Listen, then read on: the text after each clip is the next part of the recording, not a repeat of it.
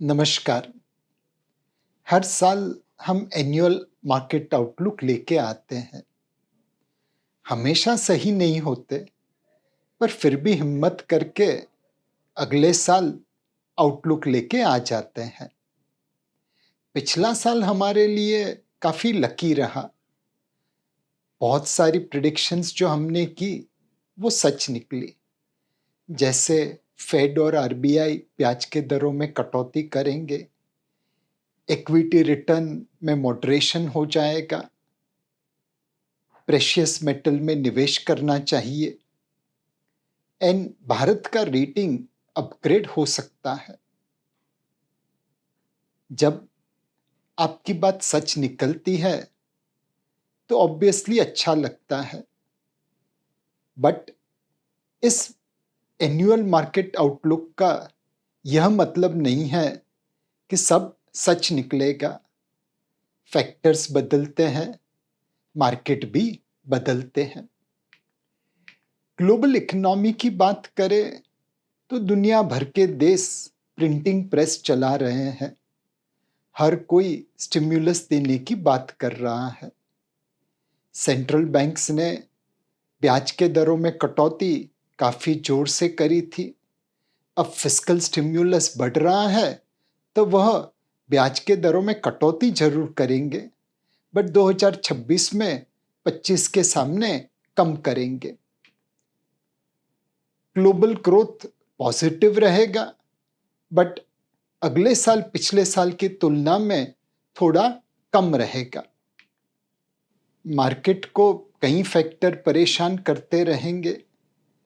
AI bubble है या उसमें जो निवेश किया उसमें पैसा बनेगा? चाइना और अमेरिका की टक्कर कैसे चलेगी? डी डॉलराइजेशन होगा कि नहीं?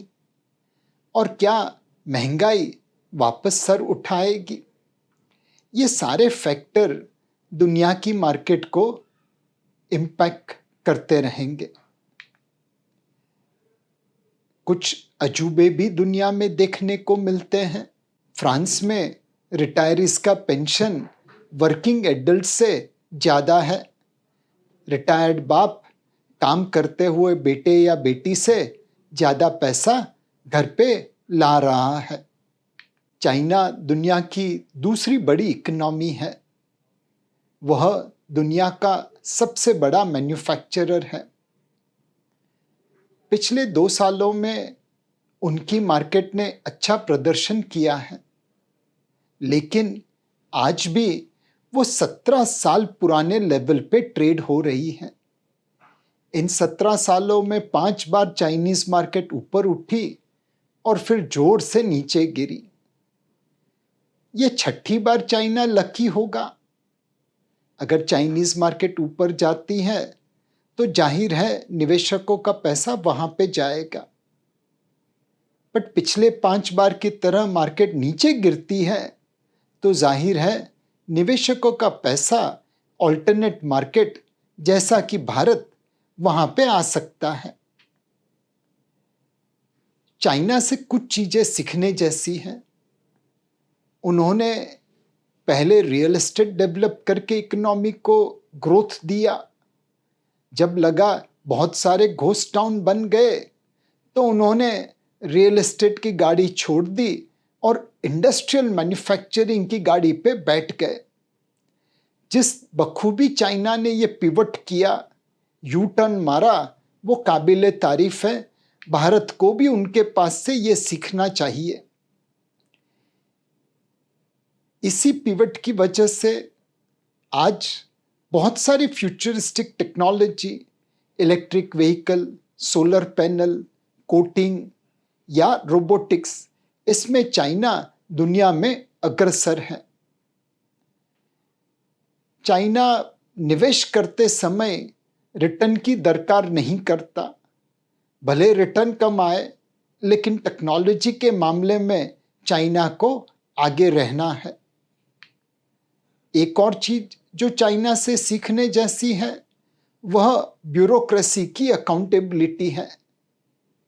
कई लोग जो काम नहीं कर पाते, उन्हें दंड दिया जाता है। यूएस दुनिया की अव्वल नंबर की इकोनॉमी है।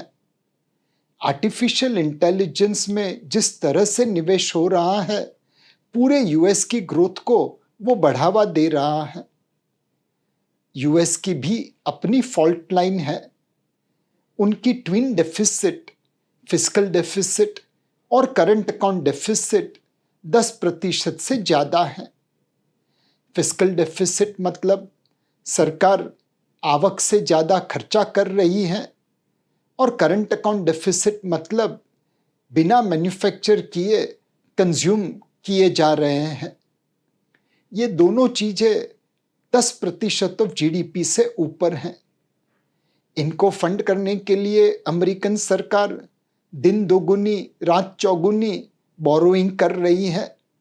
उनका डेट आज $38 ट्रिलियन के ऊपर पहुंच गया है। हमारे लिए अमेरिकन इकोनॉमी में अगले साल एक चीज ध्यान में रखनी है। जब भी डॉलर वीक होता है, लोग अमेरिकन मार्केट से पैसा निकालते हैं। आज की तारीख में विदेशी निवेशकों का $30 ट्रिलियन अमेरिकन मार्केट में निवेश हुआ है।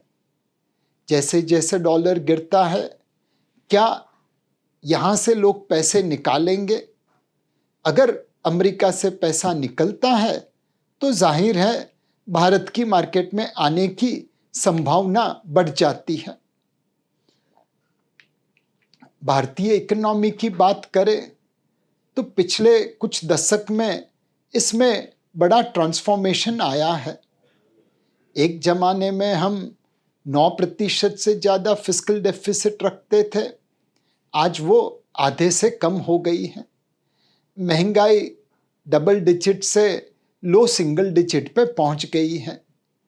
फॉरेन एक्सचेंज रिजर्व्स, एक समय गोल्ड प्लेज करके पैसा उठाना पड़ता था, आज दुनिया का 5वां सबसे बड़ा एफएक्स रिजर्व्स हमारे पास है। इंफ्रास्ट्रक्चर बन रहा है। बैंकिंग सेक्टर में एनपीए बहुत कम है। मोस्ट इंपॉर्टेंटली, भारतीय उद्योगपति की मानसिकता टेंटेटिव से कॉन्फिडेंट बन चुकी है। अभी तो हमें बहुत लंबा सफर तय करना है, बट एज दे से well begin is half the journey. आज भारत दुनिया का 5वां सबसे बड़ा मैन्युफैक्चरर बन गया है। चाइना, यूएस, जापान और जर्मनी के बाद भारत का नंबर आता है। हमने साउथ कोरिया, यूके और फ्रांस को पीछे रख दिया है। अब परचेजिंग पावर पैरिटी बेसिस के ऊपर भारतीय पर कैपिटा जीडीपी अपने एशियन पीयर्स से तेज गति से ग्रो हो रही है। यह ग्रोथ हमने फिस्कल प्रूडेंस का रास्ता इख्तियार करके अचीव किया है। सब प्राइम क्राइसिस जो 2008 में हुआ और कोविड क्राइसिस जो 2020 में हुआ, इन सारे समय काल में भारत एकमात्र ऐसा देश है जिसने अपने डेट टू जीडीपी रेशो को कम किया है। भारतीय हाउस होल्ड और कॉर्पोरेट इंडिया, इनका डेट टू जीडीपी रेशो कम हुआ। सरकार ने कोविड के खर्चों के कारण थोड़ा अपना डेट बढ़ाया। कलेक्टिवली पूरे G20 समुदाय में भारत एकमात्र ऐसा देश है जिसने सब प्राइम और कोविड क्राइसिस के बीच में अपना डेट टू जीडीपी रेशो कम किया है। मार्केट भी इसकी सराहना कर रहा है। एक समय था हम अमेरिकन 10 ईयर यील्ड से 6% ऊपर बोरो करते थे। आज वह गैप 2.5% के आसपास रह गया है। भारत के लिए जो कुछ भी कहे, ऑपोजिट भी उतना ही सत्य है। We are a bundle of living contradictions. There is a take and a counter take. इसका सबसे अच्छा प्रमाण हमारी ऑफिस है बांद्रा कुर्ला कॉम्प्लेक्स में। कभी कोई भारत पे बहुत बेरिश होके हमारे पास आता है, हम उसे ऑफिस की एक तरफ लेके जाते हैं, कर्टेन ऊपर करते हैं और उसे जियो वर्ल्ड सेंटर दिखाते हैं। उसे कहते हैं, भाई दुनिया की सबसे महंगी शादी यहाँ पे हुई थी और तेरे देश के जो HNIs थे, बड़े बड़े लोग थे, वो बारात में नाच रहे थे। एक बेरिश आदमी भी वह सुन के बुलिश हो जाता है। कई बार लोग बुलिश भी आ जाते हैं, बहुत ज़्यादा। उन्हें हम टेरेस पे लेके जाते हैं, धारावी दिखाते हैं, जो दुनिया की सबसे बड़ी स्लम है। एक ही बिल्डिंग से आप भारत पे बुलिश भी हो सकते हैं, बेरिश भी हो सकते हैं, क्योंकि दोनों धारावी और जियो वर्ल्ड सेंटर एक साथ BKC के आसपास खड़े हैं। अमेरिका ने भारत के ऊपर 50% टैरिफ लगाया है। यह काफी अनरीजनेबल टैरिफ है। अमेरिकन कंपनी जैसे माइक्रोसॉफ्ट हो, अमेजोन हो, व्हाट्सएप हो, मेटा हो, यह सब भारत में बिजनेस कर सकती है। चाइना में उन्हें घुसने का मौका नहीं मिलेगा। ईरान और म्यांमार पे जो अमेरिकन सैंक्शन लगी है, भारत उसका पालन कर रहा है। चाइना उसे घोल के पी गया है। रसिया से सबसे ज़्यादा एनर्जी एक्सपोर्ट चाइना और यूरोपियन यूनियन में होती है। भारत में तो बहुत कम होती है, बट फिर भी ट्रंप साहब ने भारत के ऊपर सबसे अधिक टैरिफ लगाया है। इससे हमारे जो सेक्टर्स है, textiles, handicraft, gem and jewellery, aquaculture, इनके ऊपर एडवर्स इम्पैक्ट आ सकती है। सरकार ने कई कदम उठाए हैं ताकि अमेरिकन टैरिफ की एडवर्स इम्पैक्ट हमारी इकोनॉमी पे नहीं पड़े।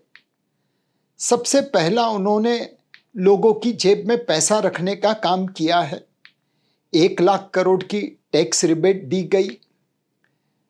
1 लाख करोड़ से ज़्यादा गेमिंग बैन के जरिए स्पेक्यूलेटर्स की जेब में बचेगा। GST कट इस साल 6 महीने के लिए है, तो 48,000 करोड़ लोगों की जेब में आएगा। अगले साल 96,000 करोड़ लोगों की जेब में आएगा। ब्याज के दरों में कटौती हुई है, तो $1.5 ट्रिलियन की रिटेल लोन बुक के ऊपर 1.25% ब्याज में जो कटौती हुई है, ओवरऑल EMI बर्डन 1,87,000 करोड़ से कम होगा। 2027 की शुरुआत में 3 करोड़ से ज़्यादा government employees, central, state, local and PSUs को 8th पे कमीशन की खुशखबरी मिलेगी। ये जो कदम सरकार उठा रही है, उसकी वजह से tax payer, consumer, speculator, borrower और गवर्नमेंट एम्प्लॉयज़ की जेब में पैसा रखा जा रहा है। अगर ये पैसा स्वदेशी गुड्स और सर्विसेज पे खर्चा होगा, तो इकोनॉमी को ग्रोथ का बढ़ावा मिल जाएगा। जो एक्सपोर्ट्स अमेरिका में नहीं हो रहे हैं, उनके लिए दूसरे डेस्टिनेशन ढूंढने की तलाश जारी है। अमेरिका से टैरिफ निगोशिएशन भी चालू है और आज नहीं तो कल कोई ना कोई डील बन जाएगी। क्रेडिट गारंटी स्कीम भी प्रपोज किया गया है ताकि इम्पैक्टेड इंडस्ट्री को सहारा मिल सके। ये सारी चीज़ें मिला के भारतीय इकोनॉमी को अमेरिकन टैरिफ की एडवर्स इम्पैक्ट से प्रोटेक्शन दे रही है। ऐसा नहीं है कि अपनी इकोनॉमी में सारी चीज़ें सही है, कुछ चैलेंजेस भी हैं। पहला चैलेंज 8th पे कमीशन इम्प्लीमेंटेशन के साथ आएगा कि जो कैपेक्स सरकार कर रही है वो फ्लैट हो जाएगा। जो रेवेन्यू होगी उसमें से पैसा 8th पे कमीशन की तरफ मोड़ना पड़ेगा। प्राइवेट कैपेक्स अभी भी बैकफुट पे खेल रहा है। बैंक क्रेडिट अवेलेबल है, IPO निकल रहे हैं, debt equity ratio lowest ratio पे है, फिर भी निवेश करने का मूड लोगों का कम बन रहा है। एक अपॉर्चुनिटी भारतीय उद्योग के पास है। रुपये का डेप्रिसिएशन यूएस डॉलर के सामने चालू है और यूएस डॉलर दूसरी करेंसीज के सामने जोर से गिरा है। इसके तहत भारतीय रुपये, येन, रेनमिनबी, पाउंड और यूरो के सामने 5 से 14% डिप्रिशिएट हुआ है। अगर हम इन देशों में और एक्सपोर्ट्स कर सके तो जाहिर है ग्रोथ को बढ़ावा मिल जाएगा। दुनिया आर्टिफिशियल इंटेलिजेंस की दौड़ में लगी है। 10% of our GDP BPO, IT services और ग्लोबल कैपेबिलिटी सेंटर्स जैसे क्षेत्र में लगी है। कल को आर्टिफिशियल इंटेलिजेंस की वजह से उन क्षेत्र में एम्प्लॉयमेंट कम हो जाए, सेल्स कम हो जाए तो भारतीय इकोनॉमी को एक बड़ा झटका लग सकता है। टाइपराइटर आए तो टाइपिस्ट के जॉब चले गए, बट जो कंप्यूटर प्रोग्रामिंग करना जानते थे, कंप्यूटर चलाना जानते थे, उनके लिए तो बहुत सारे जॉब बन गए। हमें भी कुछ उसी तरह आर्टिफिशियल इंटेलिजेंस को अपना के दुनिया के लिए better, faster, cheaper solution provide करना है। अगर वो हम कर पाए तो ग्रोथ को बढ़ावा मिलता रहेगा। ग्रोथ को बढ़ावा देने के लिए सबसे ज़्यादा जरूरी है रिसर्च और डेवलपमेंट में इन्वेस्ट करना। अनफॉर्चुनेटली भारत R&D इन्वेस्टमेंट में सबसे निचले स्तर पे है। बाकी देशों के सामने हम ज़्यादा निवेश नहीं करते। आज चाइना ने रेयर अर्थ की मोनोपोली के तहत दुनिया को परेशान करके रखा है। भारत के एक स्टार्टअप ने बंगलुरु में एक मोटर बनाई है जिसमें रेयर अर्थ की आवश्यकता नहीं है। अगर इस टेक्नोलॉजी को हम स्केल कर सके, दुनिया में पहुंचा सके, तो ऑब्वियसली इसका सबसे ज़्यादा फायदा हमें मिलेगा और दुनिया को भी फायदा होगा। इसी को आप वसुधैव कुटुंबकम कह सकते हैं। अपना भला हो, गांव का भी भला हो। हमारी इकोनॉमी की बात करें तो there is no doubt that we will be one of the fastest growing major economy in G20। 5-6-7% growth आता रहेगा because our infrastructure investment, digital investment, fiscal prudence and all the work done by the government and citizens. But हम कक्षा के उस छात्र की तरह है जो 60-70% पेपर अटेम्प्ट करके ये मान लेता है कि मैं कक्षा में अव्वल नंबर पे आऊँगा। उसमें क्षमता है पूरे पेपर को अटेम्प्ट करने की, 100 में से 100 मार्क लाने की। वह ये सोच रहा है 100 मार्क मिले तब भी अव्वल नंबर है, 60 मार्क मिले तब भी अव्वल नंबर है, क्यों ज़्यादा मेहनत करे। हम वो कदम नहीं उठा रहे जिससे डबल डिजिट ग्रोथ आ सके। Land reform, labour reform, farm reform, judicial reform, अगर इस कदमों को उठाया जाए तो भारत अपना growth rate mid single digit से डबल डिजिट के तरफ लेके जा सकता है। उम्मीद करते हैं भारत एक दिन अपनी पोटेंशियल के अनुसार परफॉर्म करेगा। ओवरऑल दुनिया में भारत का रुतबा बना रहेगा। On a purchasing power parity basis अगले 5 सालों में इंक्रीमेंटल ग्लोबल जीडीपी ग्रोथ में हमारा योगदान 9% के ऊपर रहेगा। पहले दुनिया चलती थी, हम चलते थे, अब हम चलेंगे अमेरिका और चाइना के साथ साथ, तब दुनिया चलेगी। इसी चीज को इक्विटी मार्केट में कन्वर्ट करें तो निफ्टी 50 ऑल टाइम हाई के आसपास है। बहुत सारे stock small and mid cap में स्पेशली अपने ऑल टाइम लेवल से नीचे ट्रेड कर रहे हैं। पिछले 1 साल में एफपीआई और प्रमोटर दोनों की सेलिंग जारी रही है। प्रमोटर्स ने आईपीओ कर करके माल निकाला, एफपीआई ने सेकेंडरी मार्केट में माल बेचा। कुछ हद तक पिछले 6 क्वार्टर्स की निफ्टी 50 की अर्निंग्स ग्रोथ जो सिंगल डिजिट ग्रो हो रही थी, उस वजह से ये लोग ने माल बेचा है।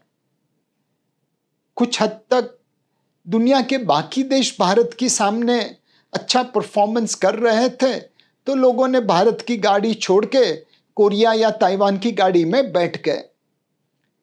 इस प्रकार की सेलिंग की वजह से अब एफपीआई की ओनरशिप इक्विटी मार्केट में 15.6% के आसपास हो गई है। वह लोग अंडरवेट इंडिया पोजीशन पे खड़े हैं। इस वक्त एक कश्मकश चल रही है। प्रमोटर और एफपीआई बेच रहे हैं बिकॉज अर्निंग्स ग्रोथ पिछले साल कम रही, वैल्यूएशन महंगा था और दूसरी मार्केट हमारे से अच्छा कर रहे थे। डीआईआई खरीदता रहा। उन्हें आने वाले समय में अर्निंग्स ग्रोथ रिकवर होती हुई दिखती है। वैल्यूएशन अब रीजनेबल हो चुका है अपनी हिस्टोरिकल एवरेज के आसपास। एंड मोस्ट इंपॉर्टेंटली भारत की लॉन्ग टर्म ग्रोथ स्टोरी पे डीआईआई का विश्वास आज भी कायम है। इस कश्मकश में कौन जीतेगा? हमें लगता है कि एफपीआई की सेलिंग इंटेंसिटी धीरे धीरे कम होती रहेगी और सन 2026 में शायद वो मार्जिनल बायर के रूप में उभर आए। एफआई 27 में अर्निंग्स ग्रोथ डबल डिजिट में आ जाएगा ऐसा लगता है। ये earnings growth consumer discretionary, bank and domestic cyclical के तहत आएगा। वैल्यूएशन वाइज अब सेंसेक्स अपनी हिस्टोरिकल एवरेज के आसपास है। मिड कैप थोड़ा प्रीमियम पे है, स्मॉल कैप थोड़ा ज़्यादा प्रीमियम पे है। हमारा व्यू है लार्ज कैप पे और मिड कैप पे आप इक्वल वेट रहिए, स्मॉल कैप पे अंडर वेट रहिए। Overall equity allocation neutral level पे चलाइए। कंपेयर टू पीयर्स अब चाइना या दूसरे इमर्जिंग मार्केट के सामने हम अपनी हिस्टोरिकल एवरेज वैल्यूएशन पे आ गए हैं। ना महंगे हैं ना सस्ते हैं। मोस्ट इंपॉर्टेंटली निवेशकों से एक गुजारिश है, पिछले 5 साल में आपने स्मॉल एंड मिड कैप में अद्भुत रिटर्न देखा 20% से ऊपर। उसके तहत ब्रॉड मार्केट रिटर्न 16% के ऊपर था। अगर आप इस प्रकार के रिटर्न की उम्मीद से आ रहे हैं तो 2026 में आपको हताशा प्राप्त होगी। पिछले 5 साल के पहले के 15 साल में मार्केट रिटर्न 11% के आसपास था लार्ज और मिड कैप के जरिए। कुल मिला के पिछले 20 साल का रिटर्न देखे तो तकरीबन 12% के आसपास का रिटर्न है और स्मॉल मिड लार्ज में रिटर्न में कोई बहुत बड़ा अंतर नहीं है। आपको निवेश करते समय रिटर्न की एक्सपेक्टेशन मॉडरेट करनी पड़ेगी। हाई सिंगल डिजिट से लो डबल डिजिट रिटर्न प्राप्त होगा। लंबी अवधि के लिए निवेश करना पड़ेगा और करेक्शन में खरीदारी की अपॉर्चुनिटी बनानी पड़ेगी। बहुत सारे लोग ये कहते हैं कि फंड मैनेजर कुछ काम नहीं करते, इससे अच्छा पैसिव इंडेक्स फंड में पैसा लगाइए। हम कोटक म्यूचुअल फंड के इक्विटी और हाइब्रिड फंड का हिसाब किताब आपके सामने रखते हैं। रोलिंग रिटर्न बेसिस पे पिछले 3, 5, 7, 10 साल हमने अपने इक्विटी और हाइब्रिड फंड में बेंचमार्क इंडेक्स से ज़्यादा रिटर्न डिलीवर किया है। अपने कस्टमर्स के पोर्टफोलियो में वैल्यू ऐड किया है। पॉइंट टू पॉइंट बेसिस पे देखा जाए तो कुछ समय काल में कुछ फंड को छोड़ के हमने बेंचमार्क को आउट परफॉर्म किया है, अल्फा या वैल्यू ऐड जनरेट किया है। एसआईपी के मामले में भी हिसाब कुछ उसी तरह है। कुछ फंड और कुछ समय काल को छोड़ के हमने अपने इन्वेस्टर्स के लिए वैल्यू ऐड करी है, बेंचमार्क को आउट परफॉर्म किया है। आपके पोर्टफोलियो में एक्टिव और पैसिव दोनों फंड का स्थान है। पैसिव फंड में निवेश करेंगे तो इंडेक्स से कम रिटर्न ही पाएंगे। एक्टिव फंड में निवेश करेंगे तो इंडेक्स से ज़्यादा रिटर्न प्राप्त करने की गुंजाइश है। आने वाले एक साल में हमें लगता है banking and financial services, consumer discretionary space, e commerce और हेल्थ केयर जैसे सेक्टर में काफ़ी अपॉर्चुनिटीज़ हैं। वहाँ पे आपको मार्केट आउट परफॉर्मेंस मिलने की गुंजाइश है। फिक्स्ड इनकम मार्केट के लिए पिछला साल काफ़ी कठिन रहा। आरबीआई ने ब्याज के दरों में कटौती की, फेड ने भी ब्याज के दरों में कटौती की, लेकिन मार्केट यील्ड कुछ खास नीचे नहीं आया। इस वक्त दिसंबर के रेट कट के बाद फेड 2026 में और 2 से 4 रेट कट करेगा, ऐसी मार्केट की उम्मीद है। भारत में महंगाई 2% के आसपास FY26 में रहेगी। FY27 का फोरकास्ट भी आरबीआई की टारगेट रेंज के आसपास है। इसके तहत आरबीआई को एक और रेट कट करने की गुंजाइश है। आरबीआई ने बड़ी बखूबी लिक्विडिटी मैनेज की है। उन्होंने रेट कट दिए, लिक्विडिटी बढ़ाई, ओपन मार्केट ऑपरेशन किया। उसके बावजूद मार्केट यील्ड्स में बढ़ोतरी हुई है। आने वाले समय में लगता है अगर भारत का inclusion Bloomberg global aggregate index में हो जाता है तो तकरीबन 15 से 25 बिलियन डॉलर की डेट डिमांड एफपीआई से आ सकती है। वह रेट्स को नीचे लाने के लिए सपोर्ट कर सकती है। ओवरऑल आरबीआई का रुझान ग्रोथ की ओरिएंटेड रहेगा, बिकॉज महंगाई काफ़ी हद तक उनके कंट्रोल में है। डेट में अगर निवेश करना है तो जो हाई टैक्स पेयर हैं उनके लिए income plus arbitrage fund of fund category बहुत अच्छी है। 2 साल के निवेश के बाद आपके कैपिटल गेन्स 12.5% टैक्स रेट पे चार्ज होंगे। तो एक हाई टैक्स पेयर के लिए डेट फंड में income and arbitrage fund of fund सही चॉइस रहेगा। सोने और चांदी में हम पिछले कई सालों से बुलिश हैं। कुछ मित्र ऐसे हैं जिन्होंने आज से 10 साल पहले सोने के ऊपर मैंने जो कहा था उसकी एक क्लिप्ड की गई हुई वीडियो घुमा रहे थे, ये बताने के लिए कि हम गोल्ड पे बेरिश है। ऐसे क्लिप्ड वीडियो पे भरोसा मत करिए। हम तो मिल्टन फ्राइडमैन के फॉलोअर हैं। उन्होंने जब किसी ने उनसे पूछा कि आपने अपना ओपिनियन क्यों चेंज किया, तो उन्होंने बहुत आसान जवाब दिया, When facts change, I change my opinion. What do you do, sir? जैसे जैसे हालात बदलते हैं हम अपने अनुमान और प्रिडिक्शन भी बदलते रहते हैं। इसीलिए एनुअल मार्केट आउटलुक देखिए, मंथली मार्केट आउटलुक देखिए, और हर महीने जो हम पब्लिश करते हैं फैक्ट शीट, उसमें हमारे असेट अलोकेशन फंड का अलोकेशन देखिए। आपको दूध का दूध, पानी का पानी हो जाएगा। इस वक्त भी हमारा रुझान गोल्ड और सिल्वर पे पॉजिटिव है। ये इसलिए पॉजिटिव है क्योंकि सेंट्रल बैंक इसमें खरीदारी कर रही है। सोने में तकरीबन 1000 टन की खरीदारी सालाना सेंट्रल बैंक करती है। जब तक वो लोग खरीदेंगे तब तक सोने के भाव को बढ़ावा मिलता रहेगा। जिस दिन उन्होंने सोना बेचना चालू किया, आप अपना सारा पोर्टफोलियो खाली कर देना। लैब ग्रोन डायमंड आए तो नेचुरल डायमंड के दाम बड़ी जोर से गिर गए। सोने में भी ऐसा हो सकता है।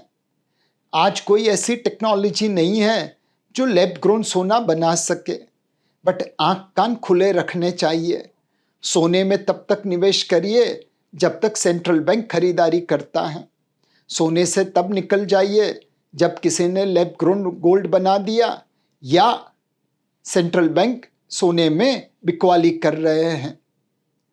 चांदी में सेंट्रल बैंक के साथ साथ इंडस्ट्रियल डिमांड भी लगी हुई है। मोमेंटम भी काफ़ी स्ट्रॉन्ग है, तो करेक्शन भी स्ट्रॉन्ग ही आएगा। बट डिस्पाइट दोस वॉलेटिलिटी हमारा उम्मीद यही है कि सोने और चांदी में सेंट्रल बैंक और इंडस्ट्रियल डिमांड के तहत भाव को बढ़ावा मिलता रहेगा, लेकिन उनकी एक्टिविटी और लैब ग्रोन गोल्ड सिल्वर ये दोनों चीज पे ध्यान रखना बहुत ज़रूरी है। जिस दिन सेंट्रल बैंक बेचने आए या लैब ग्रोन गोल्ड सिल्वर बन गया तो आपका पोर्टफोलियो पूरी तरह से खाली कर देना। 2026 का सफर कैसा होगा उसकी अगर एक समरी बनानी है, दुनिया भर के देश स्टिम्युलस देंगे फिस्कली, सेंट्रल बैंक्स ब्याज के दरों में कटौती जरूर करेंगे लेकिन कम मात्रा में, ग्लोबल ग्रोथ पॉजिटिव रहेगा बट 2026 में 25 के सामने कम रहेगा। फिक्स्ड इनकम में बारबल स्ट्रैटेजी का समय आ गया है, कुछ पैसा शॉर्ट टर्म में रखे, कुछ पैसा लॉन्ग एंड पे रखिए। हमें लगता है कि यहाँ से कर्व फ्लैट होगा, लॉन्ग एंड वहीं का वहीं रहेगा या नीचे आएगा और मिड एंड थोड़ा ऊपर जाएगा। हाई टैक्स पेयर के लिए इनकम प्लस आर्बिट्राज फंड और कैरी के लिए परफॉर्मिंग क्रेडिट AIF, इस प्रकार के इंस्ट्रूमेंट्स लोगों के लिए सही होंगे। इक्विटी में वॉलेटिलिटी बनी रहेगी, रिटर्न कम बनेंगे लेकिन महंगाई से ज़्यादा बनेंगे। लार्ज कैप में वैल्यूएशंस रीजनेबल हैं, मिड कैप में थोड़ा प्रीमियम है बट अच्छे अर्निंग्स ग्रोथ की वजह से आप उसे रीजनेबल कह सकते हैं। स्मॉल कैप में वैल्यूएशंस थोड़े महंगे हैं, उसमें सावधानी बरतिए। Consumer discretionary, banking and financial services, health care, इन सेक्टर में आउट परफॉर्मेंस आने की उम्मीद है। गोल्ड एंड सिल्वर में रुझान पॉजिटिव है लेकिन सेंट्रल बैंक की एक्टिविटी और लैब ग्रोन गोल्ड सिल्वर ये दो चीज़ों पे ध्यान रखना पड़ेगा। आप सभी के लिए 2026 का वर्ष लाभान्वित हो, आपके पोर्टफोलियो फले फूले, ऐसी शुभकामनाएं। 2025 में इक्विटी और डेट का रिटर्न उम्मीद से कम था, गोल्ड और सिल्वर का रिटर्न उम्मीद से कहीं ज़्यादा था। 2026 में ये तीनों असेट क्लास पॉजिटिव रिटर्न देंगे ऐसा लगता है, लेकिन वो रिटर्न मॉडरेट हो जाएंगे ऐसा भी लगता है। आप सभी ने कोटक म्यूचुअल फंड में कई सालों से निवेश किया है, आपके भरोसे के लिए हम शुक्रगुजार हैं। आप इसी तरह आपका भरोसा हमारे पे बनाए रखें, ऐसी प्रार्थना है। धन्यवाद।